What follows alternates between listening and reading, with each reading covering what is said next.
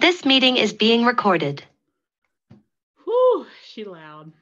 Cool. Hey everybody, thanks Alex for the intro and the announcements. So pleased to be back here at Cincinnati Women Who Code. I think last time I was here, we talked a little bit about my experience being an independent WordPress consultant. I no longer do independent WordPress consulting. So I hope you learned a lot from that last talk. I wanted to talk today about a technology that I've become kind of passionate about, and that's databases, and specifically this database called Cockroach DB. So in the chat, and I'm going to paste it maybe one more time because I feel like, oh geez, it won't even let me copy paste my own comment. I'm a little bit afraid that if people joined after I posted this, they won't be able to see it. So let me, oh, perfect. Thanks so much.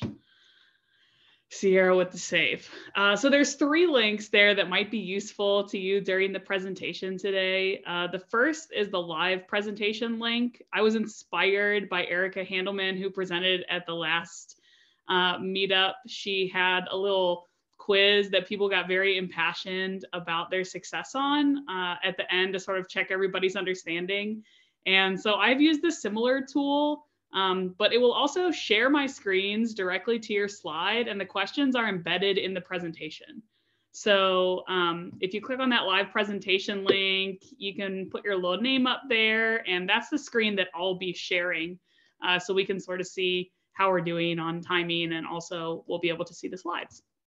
The second link there, the code along link, that is a public GitHub repo. I am the owner, and that's got some code that I'll be using today in my demo. And I would love, love, love if anybody who finds this interesting could follow along. Happy to help you investigate Cockroach DB today. And then finally, I just posted the raw slides link so that you do have access to all these slides, including some links and some extra resources. So those are all yours for the taking. And I'm going to share one of my screens here. Perfect. I've got 4 live participants right now. I'll give you all another minute to click the live presentation link.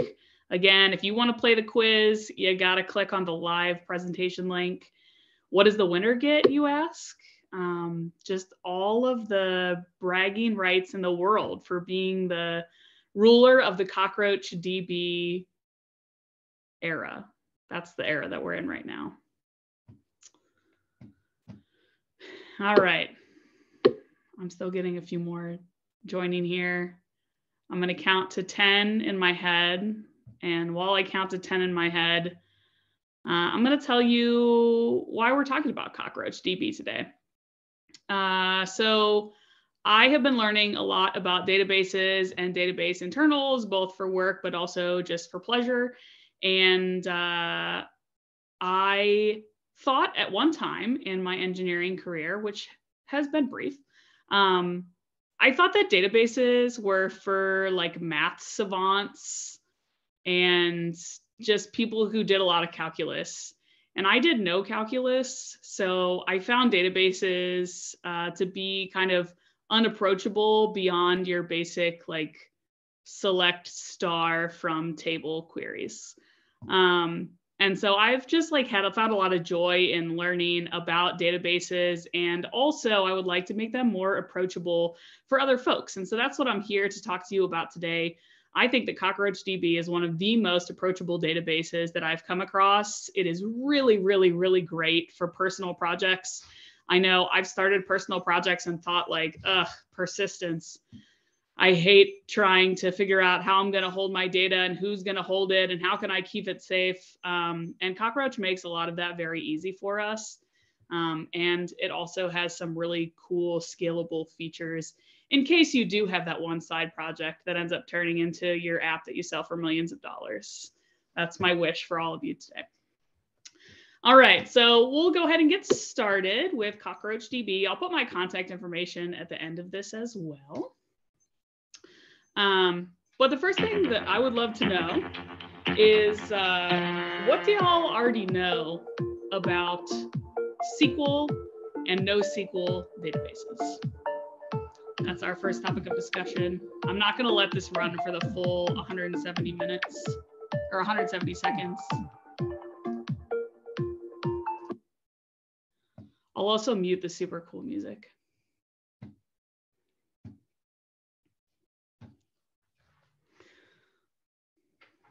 Brilliant. I see the word relational. NoSQL is a child of SQL. That's interesting. I like that. For the record, when I started learning about databases, I had only ever learned about relational databases. And I didn't have any context for NoSQL databases. So I had to do my own upskilling in this area. Okay, we'll wait like 5 more seconds and we'll go ahead and move on. I'm sure someone's leaving me a 5-paragraph essay. They're like, Megan, I already know about SQL and NoSQL. Well, that's great. I'm so happy that you do know, because that is our first topic of discussion for today. Before I get into Cockroach, I'm going to use terms like SQL and NoSQL and OLAP and OLTP. And I think that a lot of that can be very undigestible. And I read a book not too long ago called Artificial Unintelligence by Meredith Broussard. If you haven't read it, you definitely should. Here's what it looks like. It has a little robot on the front. Artificial Unintelligence. But in the book, she says that we need more people explaining the super technical, complex things that we do in plain language. Because when we can put it in plain language, it really like demystifies that for people and makes it more approachable for everybody. And she's talking about it in relation to machine learning and AI and data. So I thought that was appropriate for this as well. So let's demystify some of this, some of these database terms that come up. So SQL, I saw the word relational come up when I asked what you already knew about SQL versus NoSQL. A SQL database and a relational database are synonymous terms. And a relationship, that term comes from the idea that SQL databases are made of tables. So my mental picture of a SQL database is literally just a filing cabinet full of spreadsheets. And each spreadsheet is a table, and those tables are related to each other. There might be a column in one spreadsheet that matches a column in another spreadsheet. And because they match, I can sort of put those spreadsheets together and gain a lot of insight from being able to join all of that data together. So that is like a gross oversimplification of everything that is happening, but I find it to be a good mental construct for a relational database. Some examples of SQL databases or relational databases are Postgres and MySQL. There's also Microsoft SQL. There's a ton of different relational databases, but I think you probably will encounter, if you have not already, some variety of a Postgres database, a MySQL database, or probably a Microsoft SQL database. And when I say flavor, I mean when you interact with a SQL database, you write SQL, which looks like this. Mm-hmm.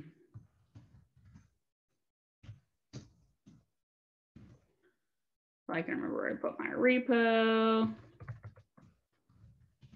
There it is.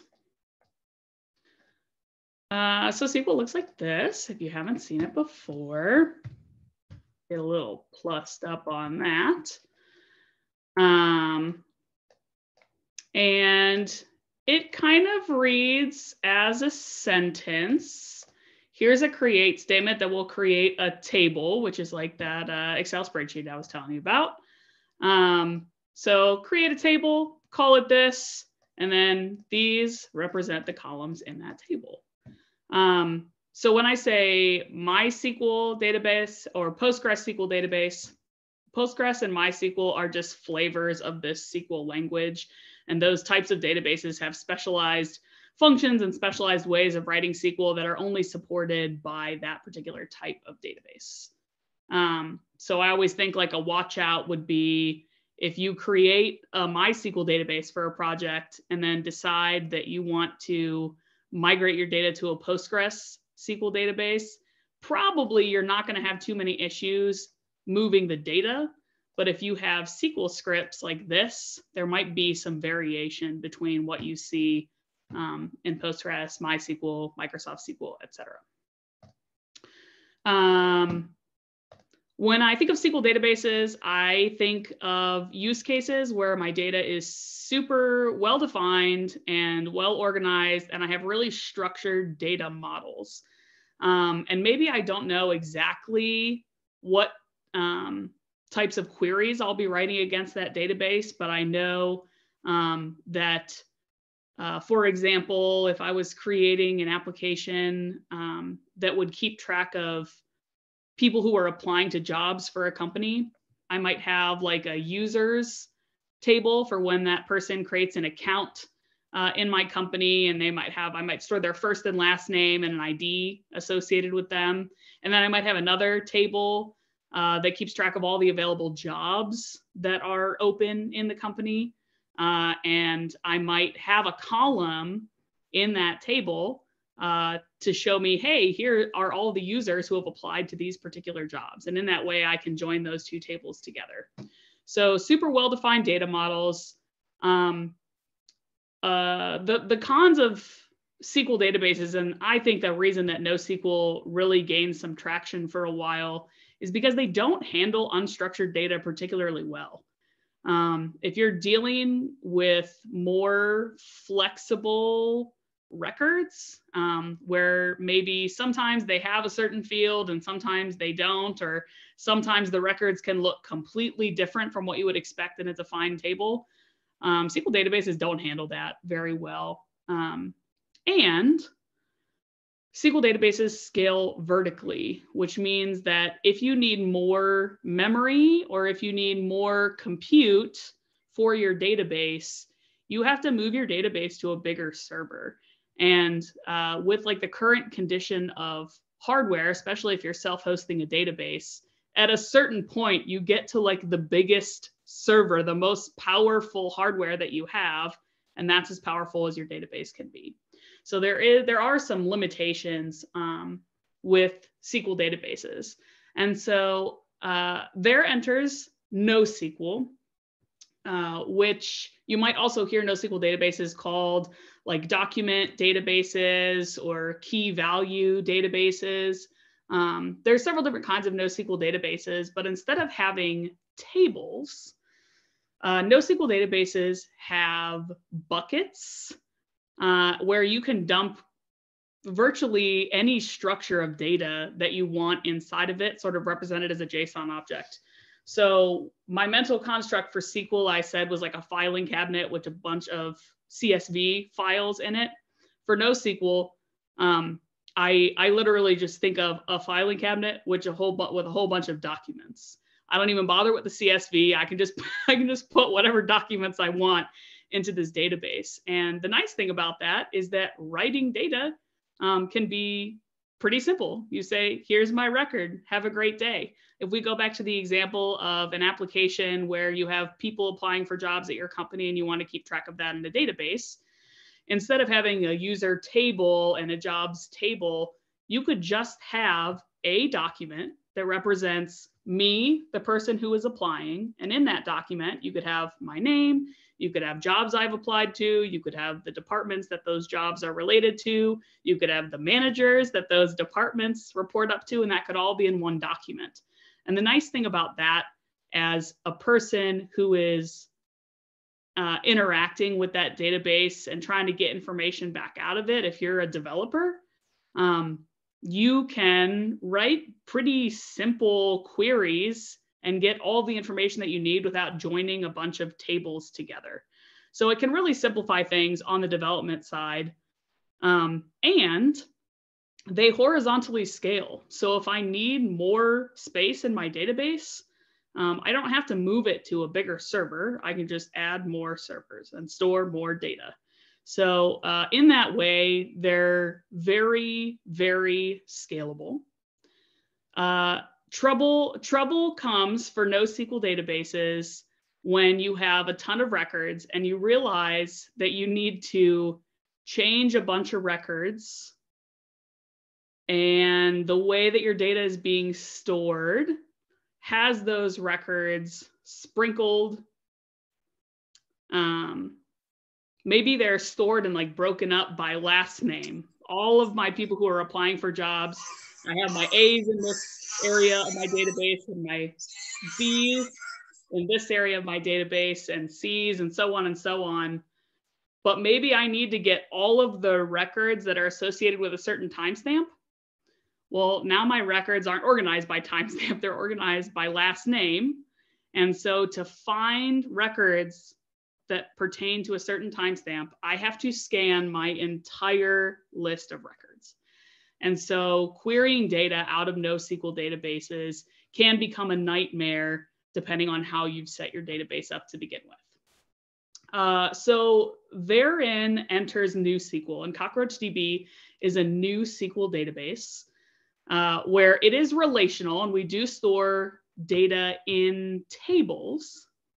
But the way that the underlying like hardware and the infrastructure that Cockroach runs on, you don't take your Cockroach instance and migrate it to a bigger server if you have more needs. It's built on nodes, and you just keep adding nodes to increase your compute and increase your storage.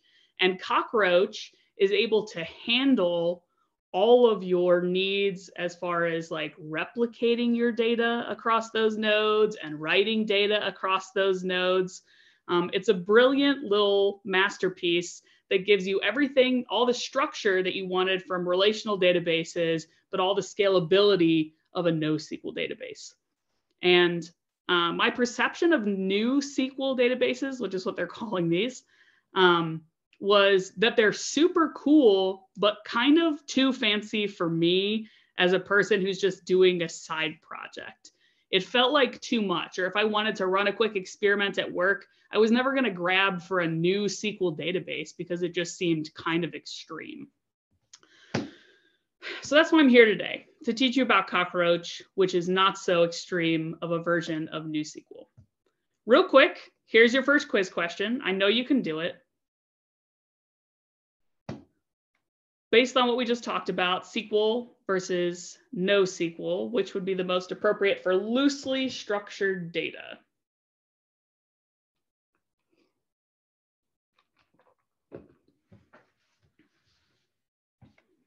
I think it might also be gauging how quickly you respond, so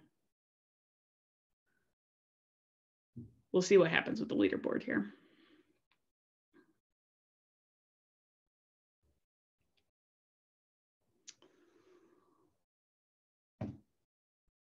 Here we go. Pancakes, you're at the top. Okay, so unstructured data, I'm definitely thinking NoSQL. If I cannot predict what my data model is going to look like and I need to be flexible, NoSQL is a good grab.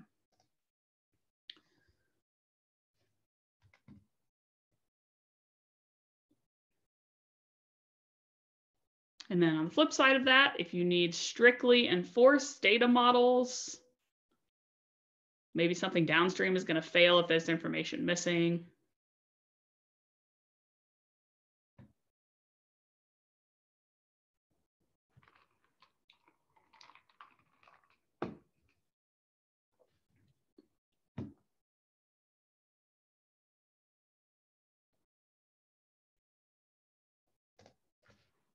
Okay, so that was a perfect use case then for a SQL database.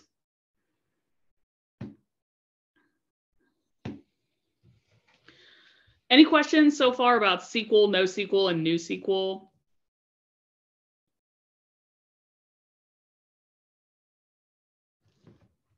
Okay. Then the other two things that I kept seeing coming up when I was learning about all these different database words were OLTP and OLAP. And the T and the A are the differences there. The T is for transactional and the A is for analytics. So an OLTP database or a transactional database is pretty good at reads and writes. And probably most of the databases that you would be interacting with as an application developer would be these transactional databases. So Cockroach that we're going to talk about today is actually considered a transactional database, even though it's NoSQL. So you can be both SQL and transactional, or NoSQL and transactional. Postgres is a SQL transactional database, and MongoDB is a NoSQL transactional database. OLAP databases, those analytics databases, are really, really good and optimized at handling reads on large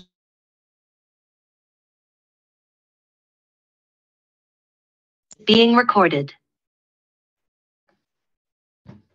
Sorry, I think I lost y'all for a sec there. Let me go back to sharing my screen.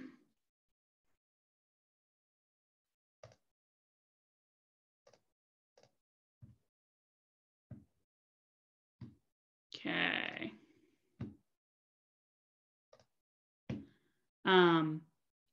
So transactional databases versus analytics databases, that's what we're talking about. So analytics databases are good at reads. They have these built-in functions that will allow you to crunch a lot of records at once across a very big data set. So I actually pulled, and I'm not sure how visible, hopefully this is a little more visible on your screen than maybe in my share. But I pulled two queries that are good examples of things that you might run against these different types of databases.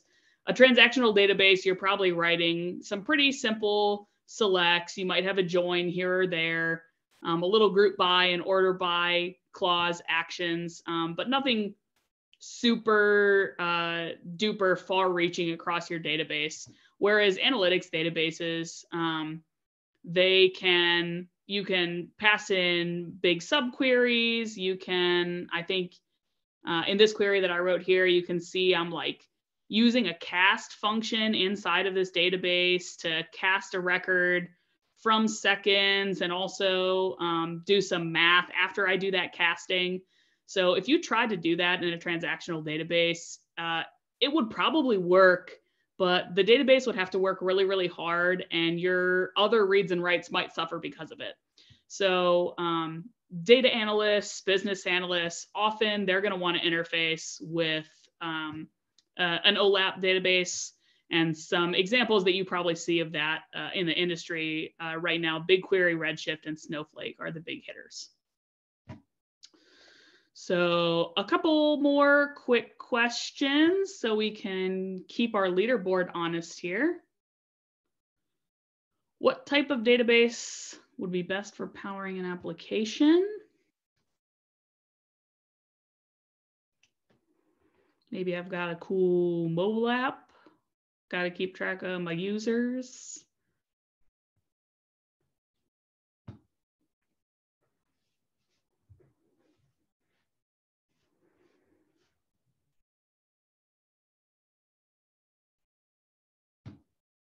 Okay, I would argue, and I'm open to your opinions on this, but 99.999% of the time, you're going to want a transactional database to be sort of like the back end of your API, just because they're going to be pretty quick to insert records and pretty quick to get them back to you as well. How about best for quick writes? If you have a use case, maybe like in the financial space where somebody's doing some stuff in their online bank account and it's imperative that you have a quick write so that you're keeping the best possible track of somebody's account balance.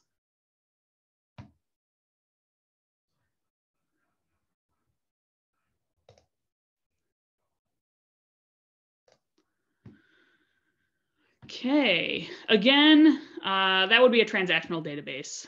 So if you're looking for something that's really quick at writing data, that's a transactional database. You can write data, and sometimes it's quick with an OLAP solution, but usually you're going to want an OLTP solution. And I think maybe there's one more question here before our next slide.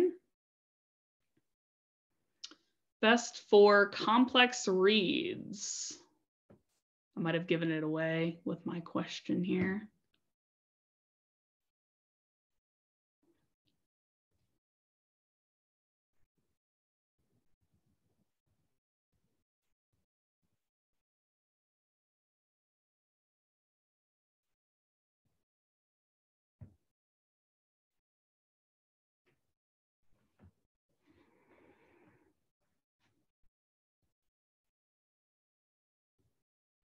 Okay, and at the top of our leaderboard, it's flipped a little bit. We have Sage Scrooge at the top of our leaderboard, and everybody got that question right. Really complex reads. We're going to want to use analytics functions. You're going to want to use an OLAP solution. Can you do it with OLTP? Yes. Should you? Probably not. Questions about OLTP or OLAP before we move on? Trying to monitor the chat here. You can either drop them in the chat or come off mute.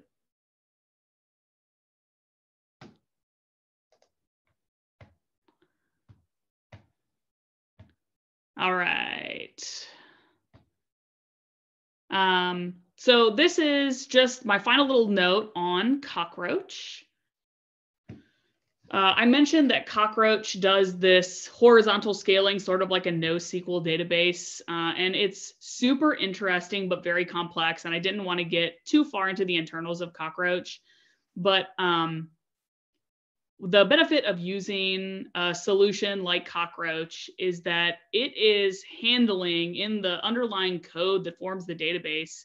It handles a lot of stuff that optimizes how your database runs that usually you would have to do by hand in a regular SQL database.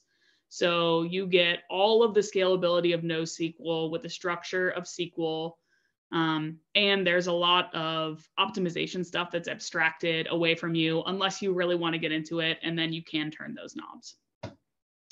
So I think that brings us, oh, I guess I had one more hidden question. Oh, so distributed databases like Cockroach that are distributed across those nodes, do you suppose those are OLTP or OLAP databases? And this is not a counted question. This is just a poll. I was curious on your thoughts. Yeah, I would say generally the answer could be both. BigQuery and Redshift sort of fall into this distributed database idea too. So for our purposes today, Cockroach is an OLTP database, but there are other distributed databases that could be OLAP as well. All right, so now we're going to get into the code. There was a question in the chat just before you move on too much. Yeah. Yeah. Scroll down. Thanks, Sierra. No problem. If you need to do complex queries with OLTP, how would you handle it then? Great question, Janelle. So I think it sort of depends on how often you need to do these complex queries. If they're like every now and like every blue moon, you have to run a complex query, maybe to like generate a report for somebody. You could either run that directly in the OLTP database at a time when maybe your database, it gets less activity, or some of the analytics databases now have a way to do this thing called federated queries, where you can sort of link your OLAP database to your OLTP database and run queries using the analytics one, but using the data from the transactional one. And they take a little bit longer to execute than a regular analytics query, and there's some setup involved. But that's another thing that you can do. And I think for most folks, if you're ingesting a lot of data that then you want to do some analysis on, usually your application ends up with both solutions. So you would end up with a transactional database and an analytics database, and you would just be, you would have copies essentially of those records in the analytics database. I didn't want to do No, I'm totally open to the questions. I love it. And that was a great one. Okay, so I am going to set up and run Cockroach DB locally, which I love for small personal experiments because the setup and teardown is so quick. And I would love if there's anybody else who would like to do this with me. The steps there would probably be to go ahead and clone down this repo. And here's the link again, if you didn't get it already.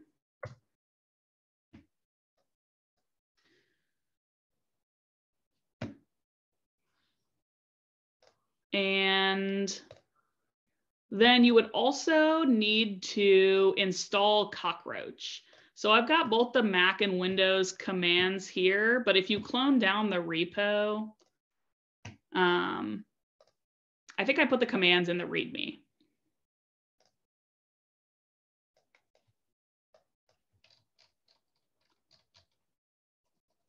So for Mac, it's pretty simple. It's just a brew install CockroachDB tap. And I got a little curl command for my Windows users.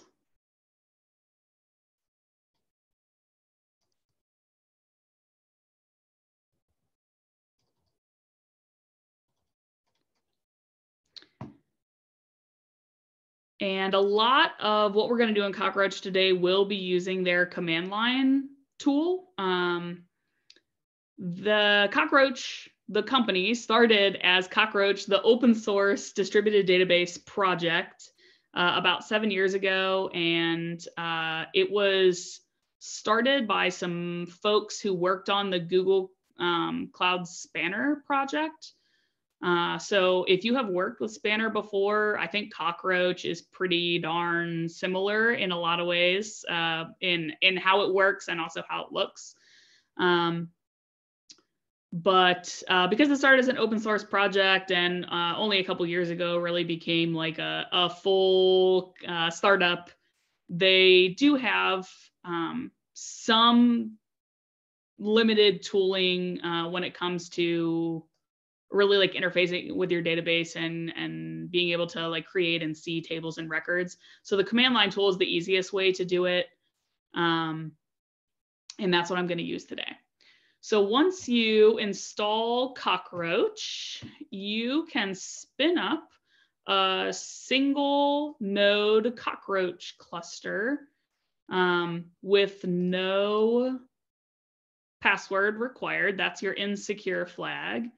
And it's going to expose their little GUI on localhost 8080. And I have run this command frequently enough that I actually aliased it, and my alias is roachme. So when I run roachme, it runs that same command there to start a single node cluster. And you can see that start up in your terminal. I don't know why my thing isn't scrolling down here. Okay, I'm still keeping an eye on the chat, but if I miss you, somebody holler at me. Sierra will keep me honest. So when you spin that up, it gives you a lot of good information right off the cuff here. We're actually going to use this SQL URL here. But it gives you some information about some of the internals right on this screen. You can also spin this up with 3 or 4 or 5 nodes and start to experiment with the functionality of that horizontal scaling, adding on those nodes to give you more memory and more compute. So I'm going to leave this running and I'm going to open a new terminal tab here. And the next thing that we're going to do, which I think I've also got in the README, is we are going to connect so that we can query this local Cockroach instance right from our terminal.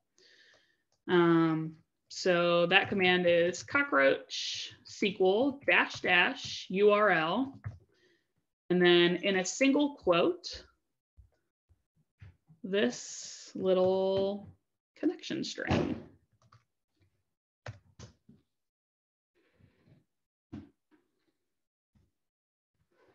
I'm just going to keep zooming in.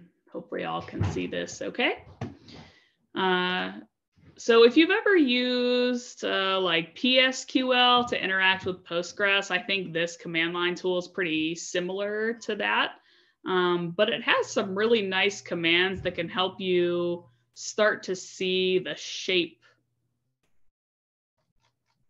Ooh. Thanks, Sierra, for troubleshooting. I don't even have a Windows device to run that on. I wish that I could be useful. If somebody figures out the curl link, that would be great. I did get it from Cockroach's GitHub. I can pull that up real quick.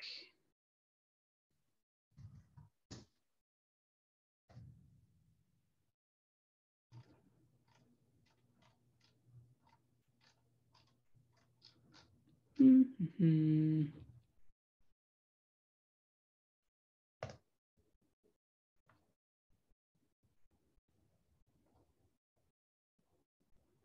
Here's a link. And I think that link might also have an executable that you can use if that curl command isn't working. Sorry about that, Windows friends. Anyway, so we want to see the shape of our database. And there is a GUI, which we will go to in just a second to verify our mental image here. But what I like to do is execute the command show databases. And that's going to show us what databases were sort of spun up by default when I ran that command. So it gave me a default database, and then it gave me the Postgres database and a system database. And both of those have tables that we could use to do some troubleshooting if anything ever went sideways. But I am going to, then I can see I'm sort of executing statements from my default database. I can see that in my address here. So I can say show tables, and it's going to show me any tables that exist in the default database. And right now there aren't any tables, which is why we have a SQL script. So to sort of verify this picture that I now have in my head of like, I have this Cockroach database cluster. It has 3 databases in it. One of them is called default DB, and it doesn't have any tables. When you run Cockroach locally, it also exposes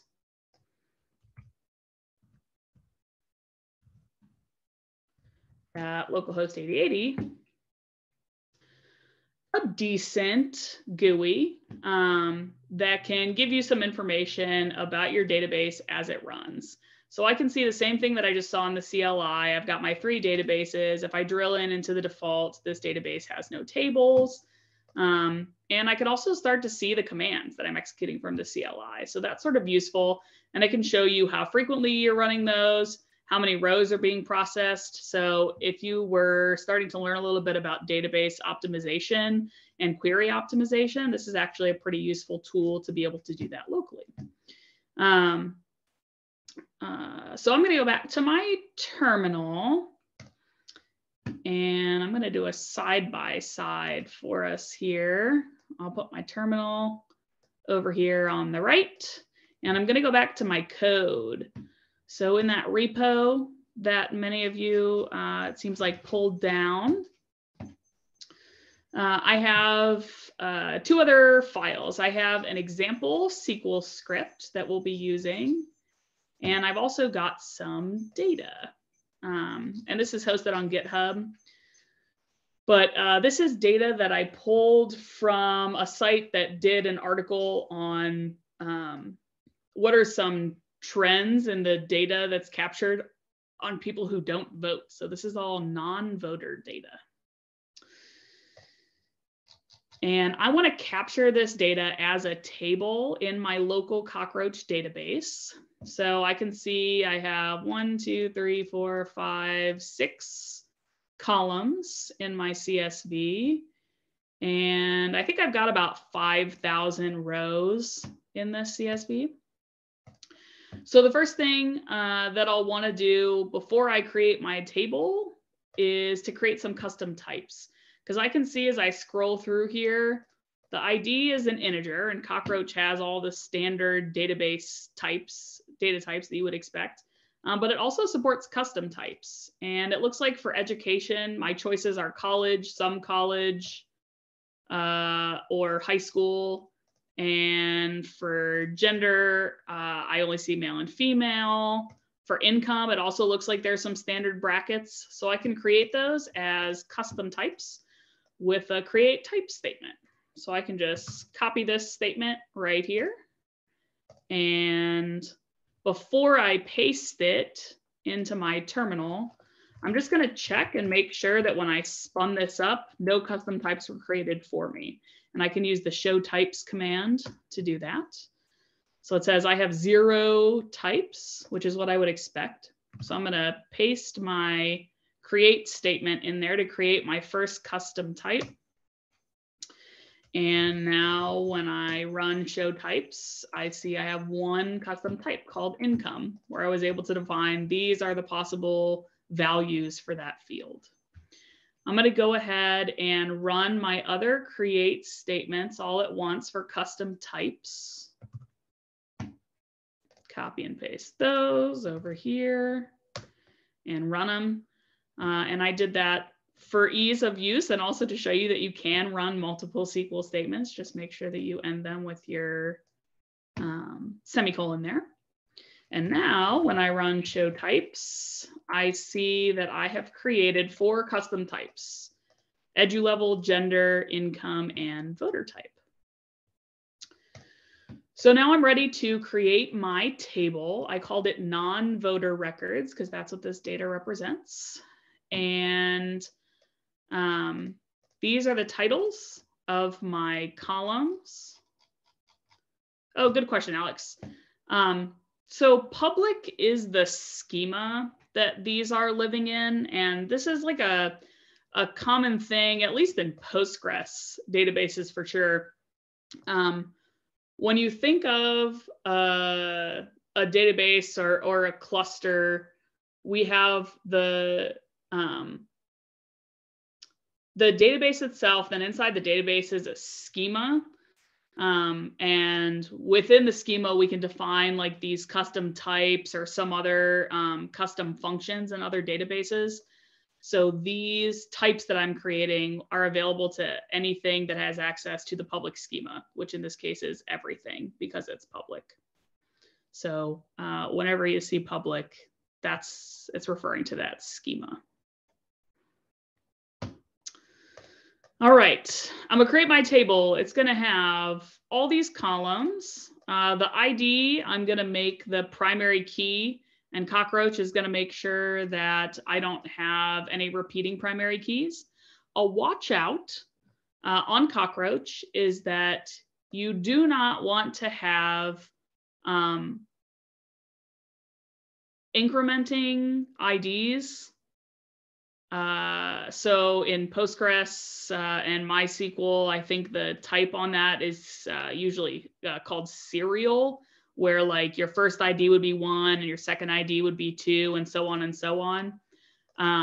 The way that Cockroach organizes the data that it stores, if you make your ID be 1, 2, 3, 4, 5, 6, you're not going to be happy with the results of your query. So a best practice that they have is that IDs should usually be like UUIDs.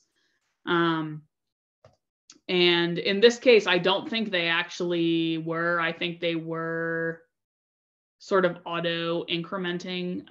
But for 5,000 records, in the sake of this example, I wasn't going to sweat it. But that's a watch out. Usually your ID should be a UUID or your primary key, whatever you call it. So I'm going to create this table. Again, just run this SQL command. And now if I show tables, I can see in my public schema, in my default database, I now have one table called non-voter records. And check this out. A lot of Cockroach is modeled after Postgres, but they took some of the MySQL statements that were particularly useful and incorporated them in the database as well. So this is a MySQL idea. Show create non-voter records. This statement will show me the SQL script that ran to create the table. So if ever you're trying to understand what columns are in your table from this CLI tool, the super easy way to do that is with the show create command. I really love that. So we can actually go back to our GUI real quick. And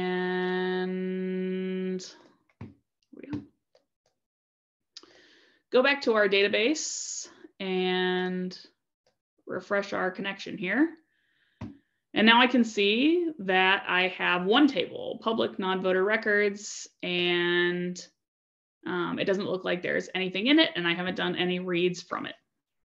So far, so good. The last thing that we're going to do is we're going to import some data. And you could just do some insert statements. Those work just like in any other database. But Cockroach also supports importing from CSV, and it supports importing from a PG dump file. So if you have some data that's in a Postgres database and you want to see what it looks like in Cockroach or how it works, a PG dump file works. You just have to do a little bit of editing. And super happy to help anybody poke into this if you have some projects that you think could benefit. So I'm going to run this import statement. It's saying import into that table that I just made. I do have to tell it the order of the columns in the CSV, and then I have to give it a link to where that data lives. So this is pointing to the raw data that I have hosted in GitHub. And this last comment here with skip 1 is just because the data, if we take a look, the first record are the table headings, and I don't want to import those. So I'll take my import command here. And I'll run that. And now I can see that my job succeeded. It imported 5,800 rows. And now when I go to show tables, I can see my table, and I've been meaning to reach out to Cockroach about this. Every now and then, the estimated row count doesn't pick up. I think that if I run a query, that row count will probably update. So let's do that. Let's run a quick query and see if I'm right. I know that this is a valid ID. So I'm going to say select all non-voter records. Remind me next time I do a database demo to make shorter named tables, huh? Where ID equals that. And we've got our one row here. So it returns my little table. And what happens when I do show tables now? It's still telling me my estimated row count is 0. Well, it's a liar because I know that if I count my IDs, I actually have 5,836 records. So I'll, reach out to the friendly folks at Cockroach and see what they have to say about this. Cockroach has a public-facing Slack. So that's like another cool thing. If you get hung up on something that you're working on in Cockroach, it's cool to just be able to hop into their Slack and ask some questions. And their developers are in that Slack answering questions all day long. I also love hunting through GitHub issues to see what problems other people have. makes me feel better when I have my own problems. So we have now created custom types, created a table, and imported data into that table and been able to query it back out all from our CLI. And that's all just running locally right now in one node. And everything that you just experienced is very similar to any other way that you might use Cockroach. I'm going to show you how to do this in the serverless view in just a minute, so that you don't have to run it on your local machine. You can actually run it in the cloud for free. But the experience that we just had here is going to be almost identical to the experience that you're going to have when we do this with serverless in the cloud. So I love that, because I don't need any sort of like emulator to deal with a cloud-based database. I can just run Cockroach locally to see how it'll work. To stop your local Cockroach, it's just sort of like a two-step thing. In the window where you have Cockroach running locally, you can just do a Control-C, and it says it will skip and graceful shutdown and terminate forcefully. I just love their little message. And then the last thing that you'll want to do is remove the Cockroach data folder. So when Cockroach spins up locally, I think we'll still be able to see this because I haven't run my command yet. But I think somewhere in here, I might have it hidden someplace. But somewhere locally, probably near your root, you'll have a Cockroach data folder. And that makes it easier if you want to re-spin back up your database. Some of the table structures might still exist, and it might make it quicker. But it can also leave you wondering, like, I don't understand why I'm running a create statement to create a table in a certain way, but it doesn't look that way in reality. It's because of that data still existing. So if you just run a little remove R command, you can get rid of that Cockroach data folder and sort of start from scratch the next time. I also aliased that to the word raid, because that's how I kill my cockroaches. Yeah, and it seems like I must have already crushed my roaches because I don't have that file directory. So roach me and raid, those are my aliases for these two commands. I use them all day, every day. I love running Cockroach locally. It's so slick. You can Docker compose it. You can do all those things, but why do that when you can alias roach me and raid and run these commands? Okay, so that's running Cockroach locally. Thanks to Sierra for keeping up with a little troubleshooting in the chat. Lisa, were you able to get that Cockroach downloaded on your Windows machine? I wasn't, but also this is, I want to do it on like, I think I'd want to do it on my other machine for one thing, and for another thing, I'm not sure my SQL skills are quite up to snuff for this.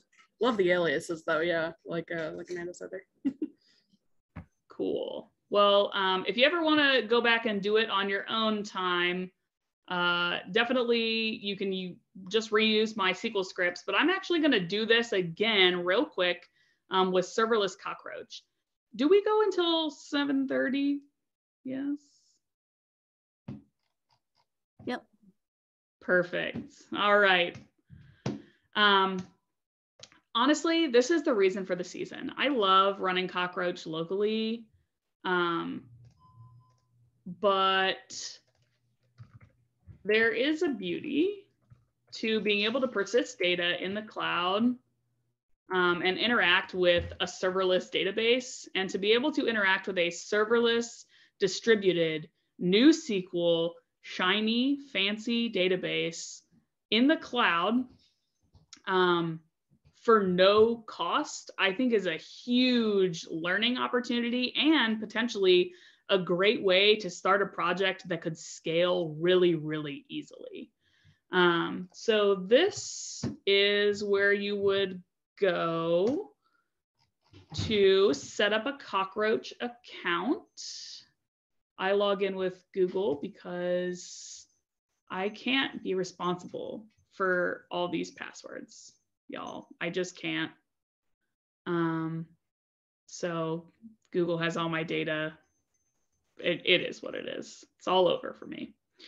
And once you create an account, then all you have to do is create a cluster. And check this out, $0 maximum per month. It automatically defaults to put a spend limit of $0 on your serverless database, unlike AWS, who if you go to create something that will scale, they sure will let it scale and then they'll send you the bill. So thanks, Cockroach, for saving my bank account with this $0 spending limit. I also love the random names that they assign to these clusters. I never change them. Exiled Wolf it is. That's what my cluster is going to be called today.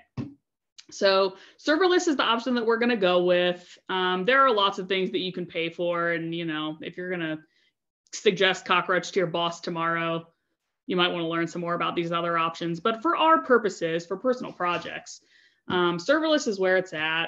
I am being converted to a GCP user as of late. So I'm going to have mine be hosted in Google Cloud, but you can host it in AWS if you want.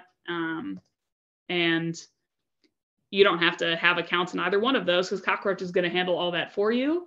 You can decide what region you want this to be in. US East 1 is fine for me. I've got my spend limit, and hammer that create button.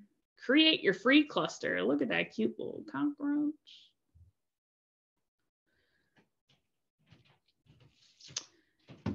And once you create your cluster, it is going to try to create a SQL user for you. I'm okay with this. And it's going to create a password, which I'm going to try really hard not to reveal on this screen since we're recording. I'm just going to copy it. And then the very first time that you do this, you're going to need to download this Cockroach cert. This is an area of my learning that's a little hazy. I actually asked the folks at Cockroach about this cert because it seems like you don't ever need to download it again, even if you spin up 10 more clusters. Like, I don't think this cert is actually specific to your cluster. It's just the thing that you have to have. So do the thing, have the cert, then you can interact with your serverless cluster from your local machine. But they also have this really cool connection wizard. So if I know that I want to create my database and I've been writing my app in Go and I want to be able to connect to this serverless database in Go, they give you these little code stubs. So they sort of direct you to the driver that you would want to use to connect to the database. They give you your connection string minus the password, and then show you how to run a query. So I think that's pretty darn approachable. And they've got this for about 1 billion languages. Python, JavaScript, and TypeScript, Java, Ruby, 1 billion, see?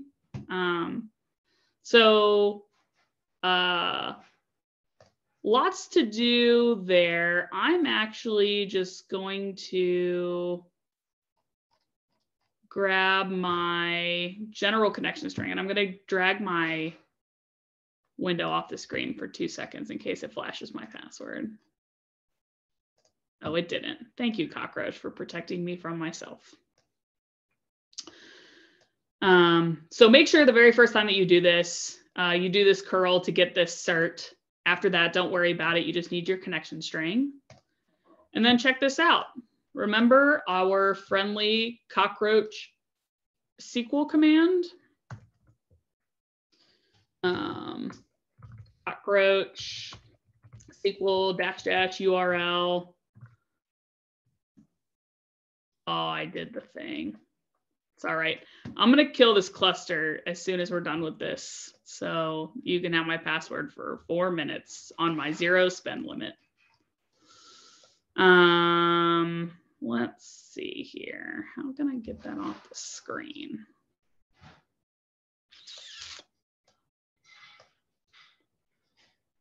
I can't. It's fine. You can't charge me any money, Cockroach. No one used Megan's connection string. Okay. So now we're back in. I just used my serverless connection string and now I'm reconnected. I can get the shape of my database. How many databases do I have in this cluster? I have the same 3 as when I spun it up locally, only now I have 3 nodes instead of 1. So my data is replicated across those nodes. If one node fails, the other 2 will keep functioning, blah, blah, blah. And I can run all of those same SQL scripts to create types and tables and import data. It all works the same in serverless. And we get the added bonus of having this cloud-based persistence. So I have the same GUI that we saw when I ran this locally, only now when I close my terminal, all of this is still alive and well in the cloud. And you can see that with the serverless instance, I do have a certain amount of storage, and these request units are sort of like cockroach dollars. And they're coming up with some ways to be more transparent with how request units are really calculated. But basically, each query costs a certain amount of units depending on how complex it is, how much of the database it has to read, how much compute it takes, et cetera, et cetera. So, and you can go into your SQL activity, I think, and see, I think you can see how many request units a query takes. There's some way to do that in here. Anyway, so same exact thing in this GUI that we had locally, but now I have a serverless new SQL database that isn't going to cost me any money unless I adjust my spend limit. Presto changeo. And I think that that brings us to our final questions here. Where's my presentation? If anybody's still logged in, we did it locally. Now we've done it in serverless. 3 final questions.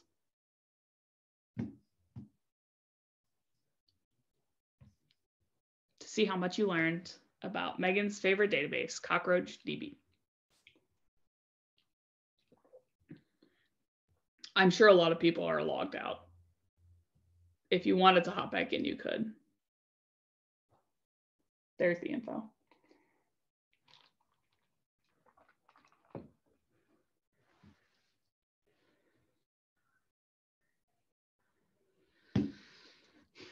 Okay, so Cockroach DB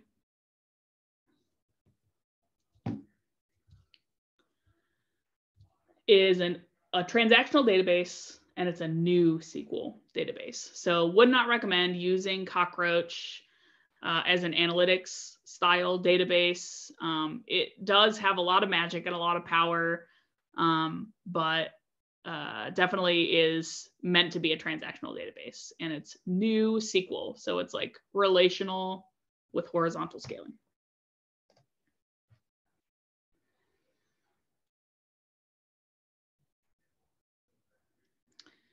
If you wanted to run a database on your computer for testing, that's what we did first.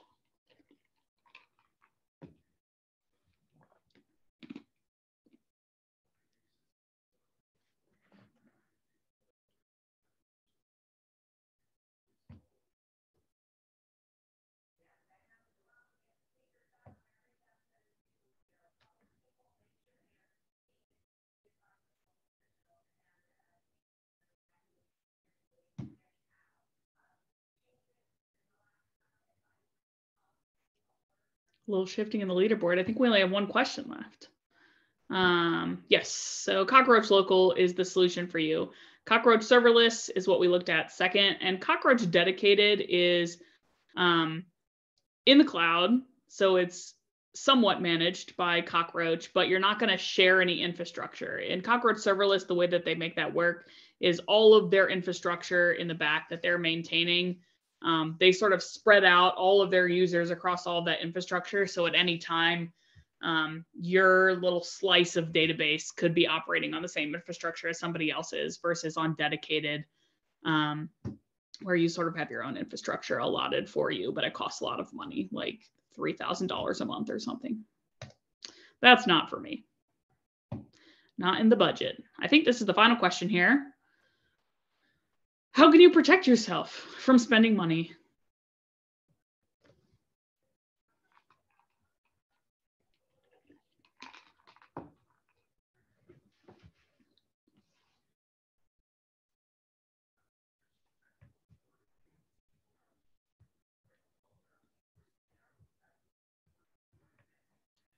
I can't decide which of these is my favorite icon.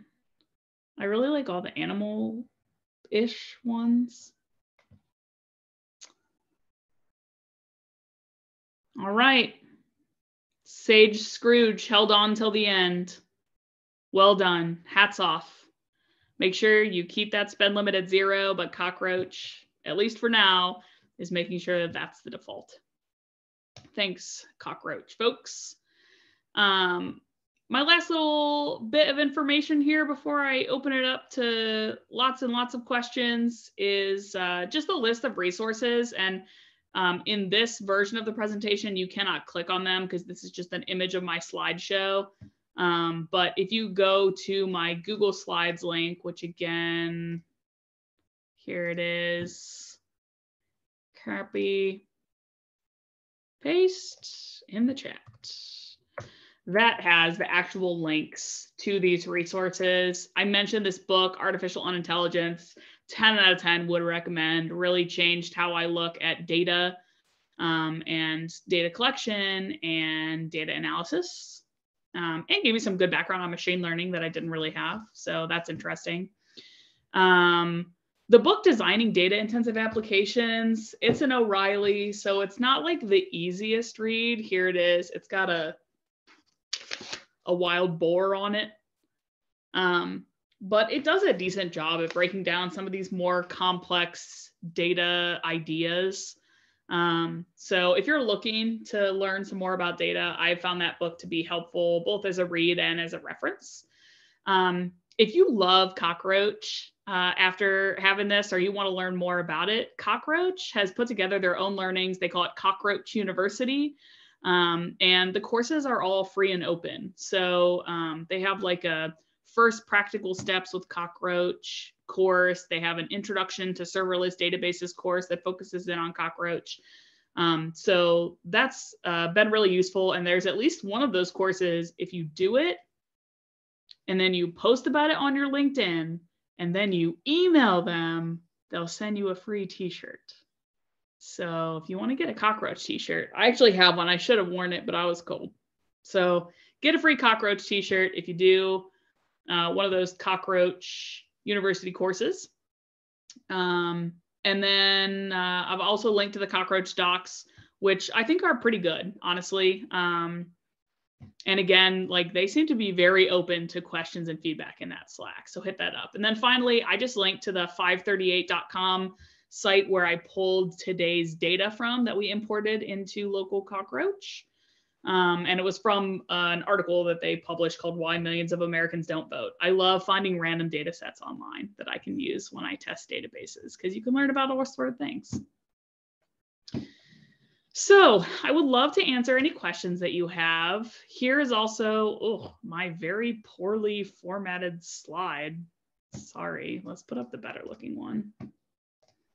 Let's put up the Google Slides version. There's me. If you want to connect with me via email, there's my PNG email and my personal, and then also links to my Twitter and my LinkedIn. Those are the pictures that you would see. I think that's Twitter and LinkedIn, respectively. What questions do y'all have? I used to be a teacher, so thanks for humoring me with my interactive presentation. That scratched my teacher itch.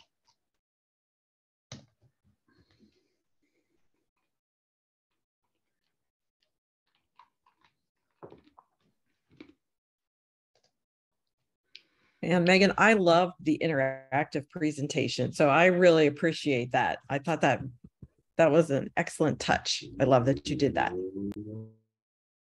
Thanks, Sandy. I appreciate the props. I'm mad that I was only in 5th place. I can't read any quicker. Yeah, I'm not sure anybody got any points except like the first person to the buzzer. Devastating. Oh, I thought for sure I'd be queen of cockroaches, reigning supreme. Ugh. I should have More like rating supreme. That was a mess. I'm sure there'll be more quizzes in the future. Erica started a trend. It was just so inspiring. I love a little humble competition. Any other questions about Cockroach or distributed databases or use cases? I just can't get over how simple it is to use Cockroach. I feel like every time I ever tried to spin up a Postgres database, I ended up having to like hunt stuff around, and I wasn't really sure if I could ever put it in the cloud. Cockroach just makes a lot of that very simple. I guess I had a question regarding how do you how do you decide if I'm making just like a personal project, like a web app or something, how do you decide what kind of backend is best for your application? Like, what kind of factors do you think about? Specific to the data piece, I think the questions that I would be asking are does the data need to persist at all? Because there's always some risk in storing data. Like, you're always gonna have some connection strings and passwords and things floating around. And, depending on where you put it, there could be a cost. So I would definitely think about if the data needs to persist at all. But if it does, then I would as opposed to just being loaded as needed or something, or being static or. Yes. Okay. Yes. So do I need so basically do I need to do this as a database as opposed to doing it just loaded from a JSON file or something? Yes. Okay. With how simple something like a Cockroach is, I would be hard pressed anymore to even consider using a NoSQL database unless I was very confident that in the future I was going to be happy with the decision that I made. I think I've seen several times now and read some articles about folks choosing to use NoSQL databases, and as soon as they get to any sort of scale, it just gets messy. So I think if you're super comfortable with NoSQL and that's something that you're using in your everyday setups and it's working for the applications that you have, I'm super happy for you. But I always tend toward a SQL database, and maybe that's just how my brain works. Maybe I just like to have some rigidity in my data, and I like to have some structure around my data. And the reason that I'm passionate about data is because I understand that data is created by people and it's collected by people and it's then used by people for a variety of purposes, and all of the humanness in data can create a lot of bias. And so I'm very invested in figuring out how we can use data to tell stories and examine some of the bias that we have, and that is a part of the code that we write and a part of the systems that we work in. And I think that the more structured and the more normalized my data is, the better I'm going to be able to do that. So I think that's why I tend toward SQL. I think there are use cases for NoSQL, but I would definitely be thinking about what kind of records can I expect to have? Do they have any relationship to each other? And how am I going to be querying them back out? I think the answers to those 3 questions can inform sort of what type of database you might want to think about.